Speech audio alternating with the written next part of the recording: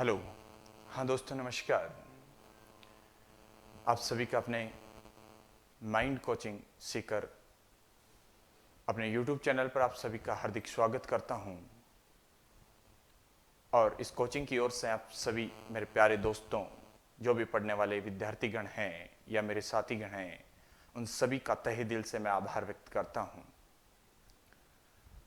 अपनी coaching mind coaching Sikar के इस ब्रांच जो अनेकों ब्रांच डाल रखी है, जैसे नवलगढ़ रोड पर डाल रखी है, एक अपनी होम टाउन में ब्रांच है, तापड़िया बगीची अपना एक हेड ऑफिस है, आगाज टीचर्स एकेडमी अपनी एक अलग से टीचर्स के लिए कोचिंग सेपरेट है, डिफेंस के फॉर्मेट में देखा जाए तो सुभाष एकेडमी है।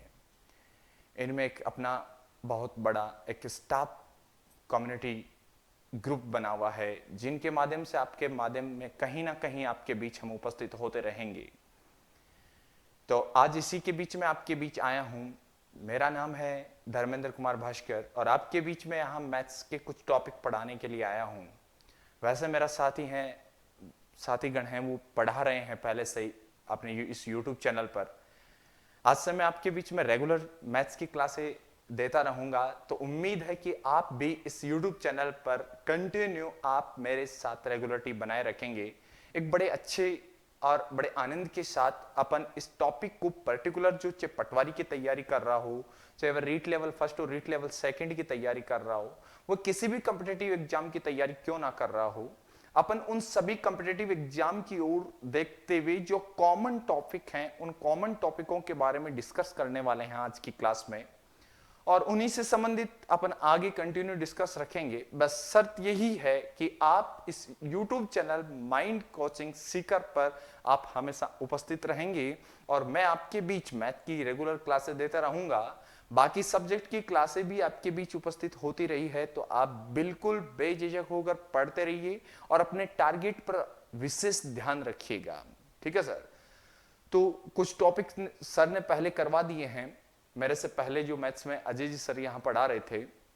ठीक है, तो मैं एक बार फिर से मैं आपका अपना धर्मेंद्र भास्कर आज मैथ्स के कुछ टॉपिक से रिलेटेड अपन चर्चा करने जा रहे हैं। तो एक विशेष टॉपिक लेते हैं जिससे संबंधित अपन दो टॉपिक एक साथ कंबाइन लेंगे, उसके बारे में अपन डिस्कस करेंगे। और अपना आज का टॉपिक है सर प्रॉफिट एंड लॉस, बोला जाए तो लाभ और हानि, लाभ और हानि। ठीक है, जैसे देखिएगा मैं यहां चर्चा करता हूं सर लाभ और हानि के बारे में। किसके बारे में? लाभ और हानि के बारे में। ठीक है, लाभ और हानि के बारे में मैं डिस्कस कर रहा हूं, तो उसके बारे में यहां चर्चा करता हूं सर लाभ और हानि के बारे में। ठीक है, लाभ व हानि के बारे में इस टॉपिक से रिलेटेड अपन चर्चा करने जा रहे हैं। ये दो शब्द हैं अपने बीच, एक तो है प्रॉफिट और एक है लॉस। मतलब लाभ होगा या क्या होगी सर? हानि होगी। अलग अलग कंडीशनें होती हैं, अपने को वो सारी कंडीशन चेक करनी है कि सर कौन सी कंडीशन पर तो अपने को लाभ होने वाला है और कौन सी कंडीशन पर अपने को क्या होने वाली है? हानि होने वाली है। सारी चीजें बड़े डिटेल से पढ़ने वाले हैं, तो इसलिए आप पूरे वीडियो में लगातार बने रहिएगा। ठीक है, आपको जो भी डाउट हो बिल्कुल बेझिझक पूछिएगा। इस ऑनलाइन क्लास में आप सभी का मैं फिर से तहे दिल से हार्दिक स्वागत करता हूं। आपको एक एक चीज बताई जाएगी, बस आप लगातार इस YouTube channel mind coaching Sikar पे पढ़ते रहिएगा। तो सर अपना टॉपिक है लाभ और हानि, मतलब प्रॉफिट एंड लॉस की। सर लाभ तो कब होता है और हानि कब होती है? ये लाभ है, ठीक है, ये लाभ कब होता है, ठीक है, और ये हानि कब होती है, इन दोनों के बारे में अपन चर्चा करने वाले हैं। कि लाभ होगा तो उस पर आधारित अपने से प्रश्न कैसे पूछे जाएंगे, और यदि सर हानि होगी तो उस पर आधारित अपने से प्रश्न कैसे पूछे जाएंगे। उन सभी प्रकार के प्रश्नों के बारे में अपन चर्चा करेंगे। इन चर्चा करने से पहले मैं दो शब्दों का प्रयोग करता हूं। एक तो होता है सर वस्तु का क्रय मूल्य, वस्तु का कौन सा मूल्य? क्रय मूल्य। और एक मूल्य होता है सर वस्तु का विक्रय मूल्य। कौन सा मूल्य सर? वस्तु का विक्रय मूल्य। इन दोनों ही मूल्यों पर आधारित इस लाभ और हानि के टॉपिक को समझा जाता है। अगर ये दोनों चीज आपको अच्छी तरह समझ में आ गया तो समझ लेना लाभ और हानि में आप ये जानना सीख जाओगे कि आपको इस प्रश्न दिए गए प्रश्न के अंदर या कोई भी कंडीशन दे रखी हो उस कंडीशन में आपको लाभ हो रहा है या हानि हो रही है। ठीक है ना। चलो सर इन के बारे में चर्चा करते हैं। सर वस्तु का क्रय मूल्य कौन सा मूल्य होता है, कौन से मूल्य को वस्तु का क्रय मूल्य कहते हैं और कौन से मूल्य को वस्तु का विक्रय मूल्य कहते हैं।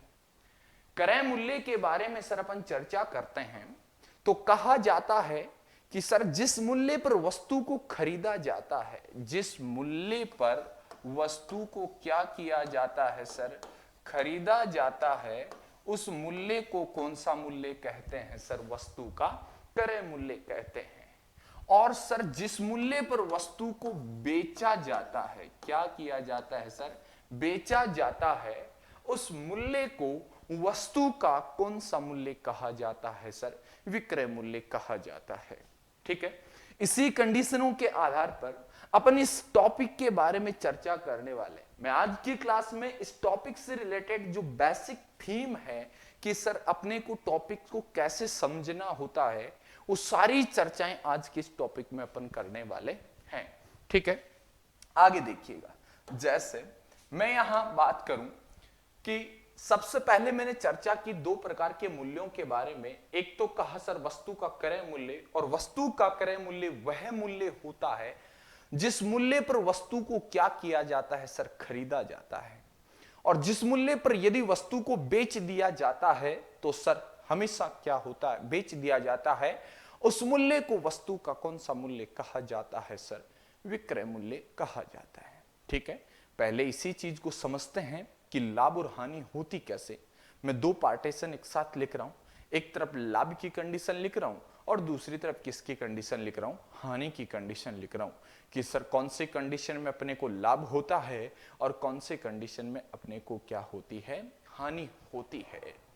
तो सर सबसे पहले मैं यहां लाभ के बारे में बात करता हूं कि सर अपने को लाभ कब होता है। ठीक है।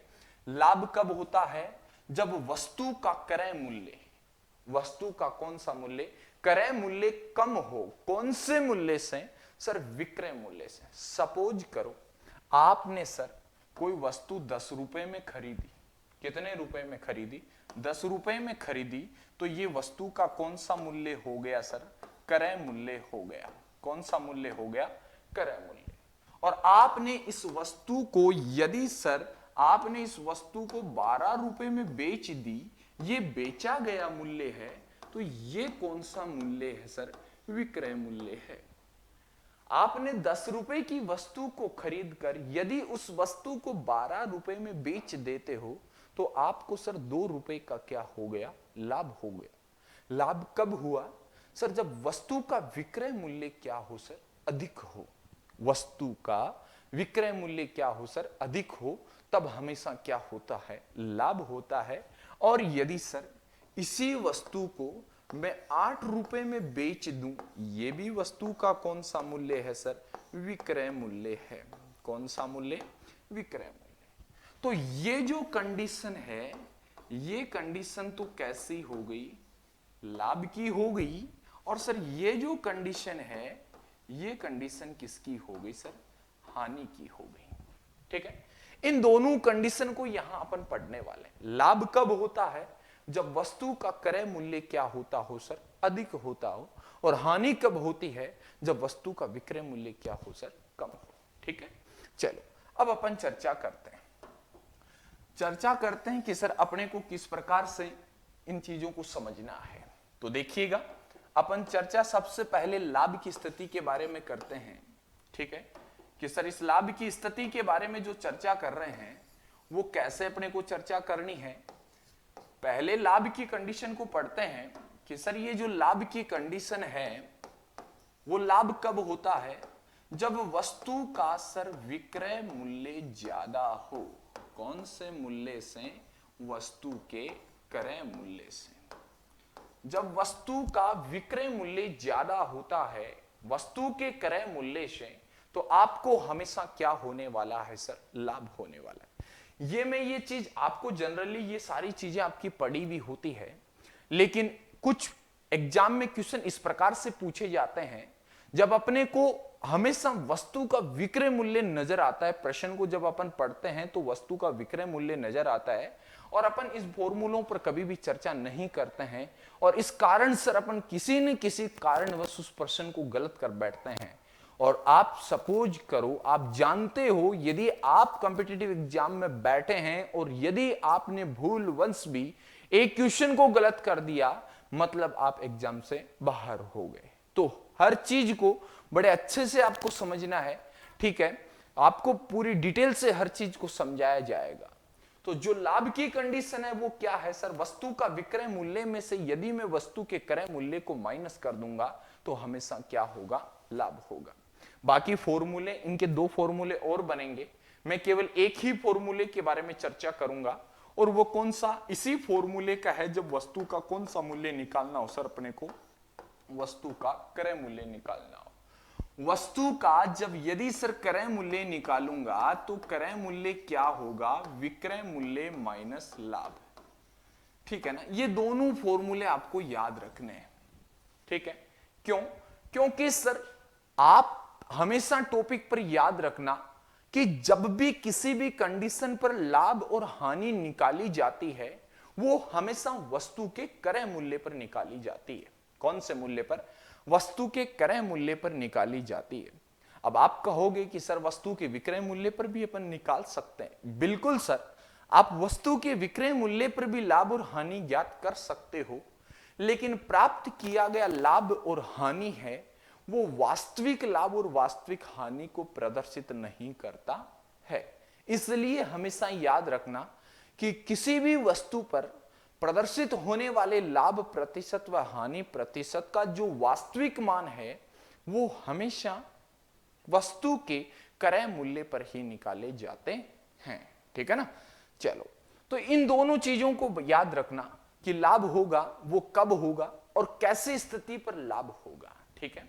अब यहां से सर एग्जाम में कभी भी आपको सीधा लाभ नहीं पूछेगा, जो भी पूछेगा सर वो प्रतिशत के आधार पर पूछेगा, जैसे लाभ प्रतिशत पूछेगा।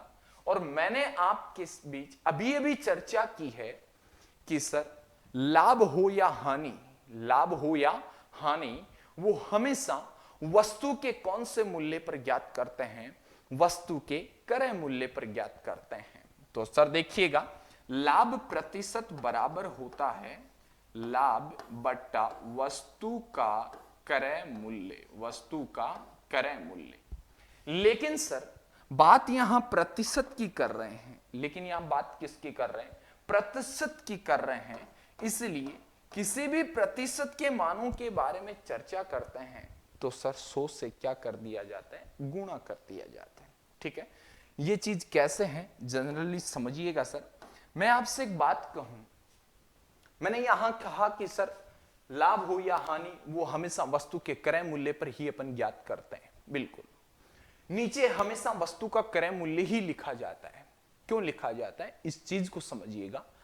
कहा जाता है प्रतिशत आंकड़ों के आधार पर यदि किसी भी वस्तु की तुलना की जाती है, किसी भी वस्तु की क्या की जाती है, तुलना की जाती है, वो संख्या या वो वस्तु या वो मान हमेशा ऊपर लिखे जाते हैं, हमेशा ऊपर लिखे जाते हैं।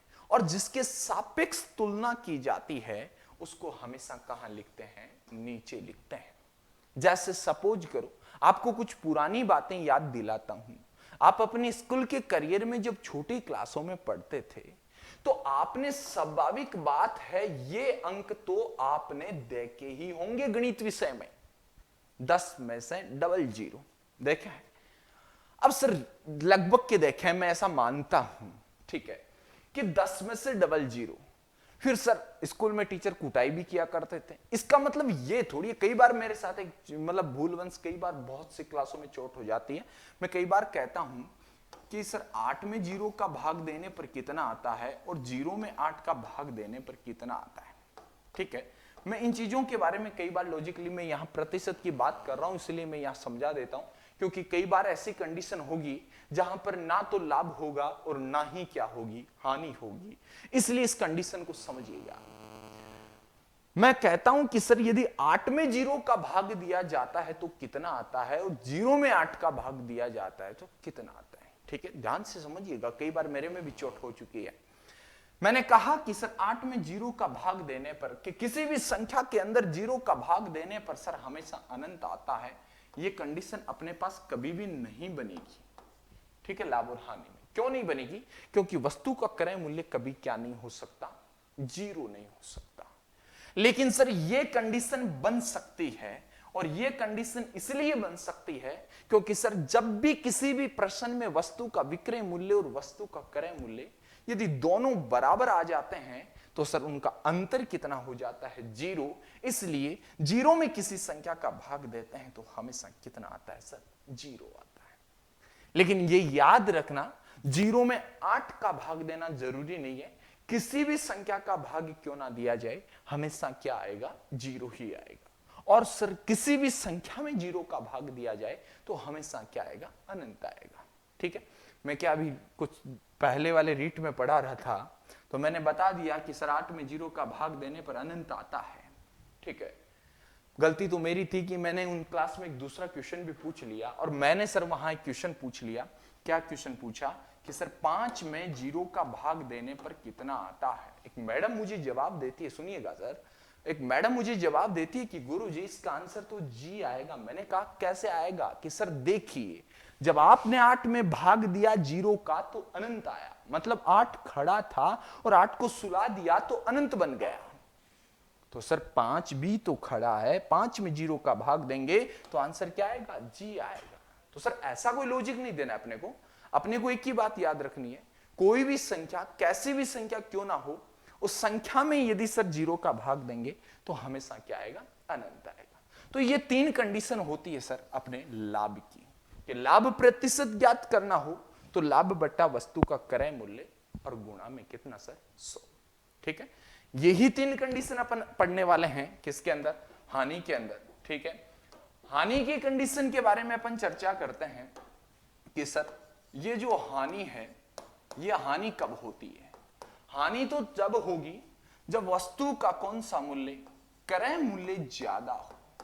मतलब किसी वस्तु को ज्यादा रुपए में खरीद कर यदि उन्हें कम रुपए में बेच देते हैं तो हमेशा अपने को क्या होगी? हानि होगी। ज्यादा रुपए में खरीद कर यदि उन वस्तु को कम रुपए में बेच देते हैं तो हमेशा क्या होगी? हानि होगी। ठीक है, इसी के एक मैं क्रय मूल्य के बारे में फिर चर्चा कर रहा हूं। ठीक है, कि सर वस्तु के क्रय मूल्य के बारे में चर्चा करूं तो वह बराबर होता है सर हानि प्लस वस्तु का विक्रय मूल्य।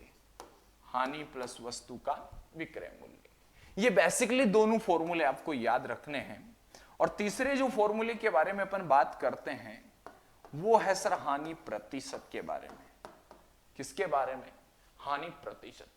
जिस प्रकार से अपन ने सर लाभ प्रतिशत का मान ज्ञात किया है वैसे ही अपन हानि प्रतिशत का मान ज्ञात करेंगे। अब सर याद रखना, लाभ हो या हानि दोनों ही हमेशा वस्तु के क्रय मूल्य पर निकाले जाते हैं। दोनों ही हमेशा वस्तु के क्रय मूल्य पर निकाले जाते हैं। इसलिए हानि प्रतिशत बराबर होता है हानि बट्टा वस्तु का क्रय मूल्य। वस्तु का क्रय मूल्य और गुणा में कितना सर? 100। बस बेसिकली ये 3 फॉर्मूले लाभ के याद रखने और 3 फॉर्मूले किसके याद रखने? हानि के। याद रखने वाली बात नहीं है, बस थोड़ा सा समझने की कंडीशन इसलिए हो जाती है क्योंकि आप कई बार एग्जाम में जब बैठते हो तो आपके आंसर आ जाते हैं, बहुत अच्छी बात है, लेकिन लाभ और हानि के क्वेश्चन में बस यही थोड़ी सी गलती कर बैठते हैं, अपन ऑप्शन को चेक नहीं कर पाते हैं। कई प्रश्नों के अंदर 2 ऑप्शन में डाटा सेम होते हैं। यदि आपके पास आंसर 16% किसी भी प्रश्न का आ रहा है तो आपको ऑप्शन में 16% मिलेगा, लेकिन एक ऑप्शन में नहीं, आपको 2 ऑप्शन में मिलेगा। पहले ऑप्शन में भी 16% मिलेगा या फिर चौथे ऑप्शन में भी आपको 16% मिलेगा। लेकिन सर एक 16% के साथ तो आपको लाभ मिलेगा और एक 16% के साथ आपको क्या मिलेगी? हानि मिलेगी। ठीक है ना? इन चीजों को याद रखने के लिए हमेशा प्रश्न में यह चेक करना भी जरूरी है कि सर इस वस्तु में या इस प्रश्न के अंदर इन वस्तुओं को बेचने पर लाभ हो रहा है या हानि हो रही है। तो अकेले डाटा से अपने को कोई इंफॉर्मेशन नहीं मिलने वाली है, इसके साथ अपने को लाभ और हानि को भी चेक करना होगा। ठीक है, आगे चर्चा करता हूं सर मैं। अब देखिएगा सर, एक लाभ की कंडीशन पढ़ ली, एक हानि की कंडीशन पढ़ ली, और सर एक कंडीशन ऐसी होती है जिस कंडीशन के अंदर ना तो लाभ होता है और ना ही क्या होती है सर, हानि होती है। ना तो लाभ होता है ना हानि होती है। इस पूरे कॉन्सेप्ट को मैं एग्जाम्पल के आधार पर आपको समझाता हूं। ठीक है, जैसे सपोज करो सर, आप बाजार आ गए, ठीक है, और आपने बाजार में दो वस्तुएं खरीदी 10-10 रुपए की। ठीक है, ये सर अपनी क्या है, पहली वस्तु है। ठीक है, और ये क्या है सर, आपकी दूसरी वस्तु है। पहली वस्तु है आपकी कितने रुपए की, 10 रुपए की, और दूसरी वस्तु है कितने रुपए की सर, 10 रुपए की। आप बाजार आ गए, बाजार में आने के कारण आपने दो वस्तु आपको अच्छी लगी और आपने खरीद ली, और दोनों का मूल्य है वो कितना कितना रुपए, 10 रुपए, 10 रुपए। आपने सर जब खरीदी तो खरीदा गया मूल्य कौन सा मूल्य होगा सर, आपका क्रय मूल्य होगा। मतलब पहली वस्तु का क्रय मूल्य कितना रुपए हो गया सर, 10 रुपए, और दूसरी वस्तु का क्रय मूल्य कितना रुपए हो गया सर, 10 रुपए। और सर यदि आपसे पूछा जाए कि सर इन दोनों वस्तुओं का टोटल बोले तो कुल क्रय मूल्य कितना रुपए हो गया, 20 रुपए हो गया। ठीक है ना, सारी चीजें समझना। मैं यहां केवल अभी तक केवल प्रश्न के अंदर वस्तु के क्रय मूल्य के बारे में चर्चा की है। वस्तु के कौन से मूल्य के बारे में चर्चा की है, क्रय मूल्य के बारे में चर्चा की है। अब जो चर्चा करने वाला हूं वो वस्तु के विक्रय मूल्य के बारे में करने वाला हूं। और सर आपने वस्तु खरीदी और आपको अपना ही कोई एक दोस्त मिल गया और उसने आपसे पूछ लिया कि भाई साहब ये वस्तु आपने कितने रुपए की खरीदी। और स्वाभाविक बात है सर, अपन आम इंसान है, वो थोड़े से लालच में तो रहते ही हैं, और सर उनको बोल देते हैं कि देखो भैया ये वस्तु मैंने कितने रुपए में खरीदी, 12 रुपए में खरीदी और आप ले जा सकते हो। अर्थात आपने उस 10 रुपए की वस्तु को कितने रुपए में बेच दिया, 12 रुपए में बेच दिया। और 12 रुपए में बेचा तो ये वस्तु का कौन सा मूल्य हो गया सर, विक्रय मूल्य हो गया। सर आपने 10 रुपए की वस्तु को 12 रुपए में बेचा, इसका मतलब सर आपको क्या हुआ, लाभ हुआ। अब ये चीज जानना जरूरी है। प्रश्न को हल करते समय इस चीज का आपको विशेष ध्यान रखना होगा कि सर लाभ हो रहा है या हानि हो रही है। ठीक है, तो यहां क्या होगा, लाभ होगा। कब होगा, जब वस्तु का विक्रय मूल्य क्रय मूल्य से क्या होगा सर, ज्यादा होगा। ठीक है, दूसरी चीज, अब मैं आपसे कहूं कि सर आप बस में बैठे बैठे जा रहे थे, बस में बैठे बैठे जा रहे थे और बगल की सीट पर सर आपको एक सुंदर सुशील कन्या बैठी मिल गई और उसने आपसे कहा कि सर ये वस्तु कितने रुपए की है। अब सर आपको पता है आपके बगल में मैडम बैठी और वो आपसे पूछ ले कि सर ये वस्तु कितने की, सर का तो दिल पिघल जाता है और सर बोल उठते हैं कि मैडम ये वस्तु तो कितने रुपए की है सर, 8 रुपए की है। कितने रुपए की है, 8 रुपए की। नुकसान हो चलेगा, नुकसान हो चलेगा, और 8 रुपए में बेच देता है कितने रुपए की वस्तु को सर, 10 रुपए की वस्तु को 8 रुपए में बेच देता है। इसका मतलब सर ये भी तो वस्तु का विक्रय मूल्य है। और ऐसी कंडीशन पर अपने को क्या हो गई सर, हानि हो गई। ऐसी कंडीशन पर अपने को क्या हो गई, हानि हो गई। तो अपन इन्हीं दो कंडीशनों के बारे में चर्चा करने वाले हैं और इसी के बारे में अपन चर्चा कर रहे थे, एक तो लाभ और एक क्या सर, हानि। लेकिन सर मैं यहां आपके बीच चर्चा करूं सर इन दोनों का कुल विक्रय मूल्य कितना रुपए हो गया, 20 रुपए हो गया ना, ये आपका सर कुल विक्रय मूल्य हो गया।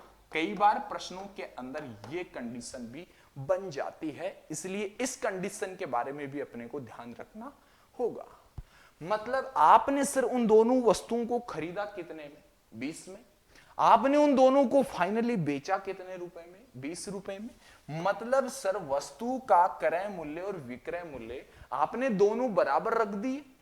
आपने वस्तु का क्रय मूल्य और वस्तु का विक्रय मूल्य दोनों बराबर रख दिए। और जब भी वस्तु का क्रय मूल्य विक्रय मूल्य बराबर हो जाता है तो ऐसी कंडीशन पर सर ना तो लाभ होता है और ना ही क्या होती है सर, हानि होती है। कहने का मतलब no profit and no loss.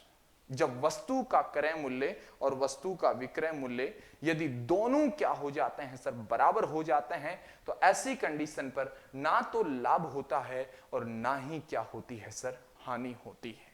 समझ में आई बात? तो इन चीजों के बारे में बस यही 3 चीजें अपन पूरे टॉपिक के अंदर पढ़ने वाले हैं कि कैसी कंडीशन के अंदर अपने को लाभ होगा और कौन सी कंडीशन के अंदर अपने को क्या होगी सर, हानि होगी।